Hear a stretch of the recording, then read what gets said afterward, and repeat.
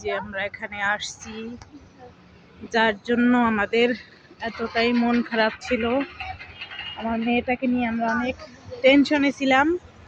তো ভগবানের আশীর্বাদে অনেক ভালো আসছে রিপোর্ট।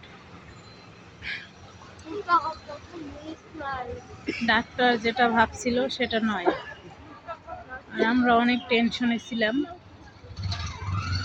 রিপোর্টটা অনেক ভালো আসছে। এর মধ্যে কাগজ আছে, এটার মধ্যে ভিজাও। এদিকে এদিকে ঘোরাও ঘুরাও। ঘোরা।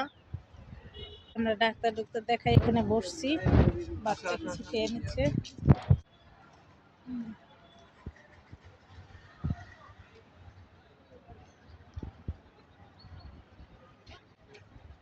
মা, এখন তোমার ভালো লাগতেছে?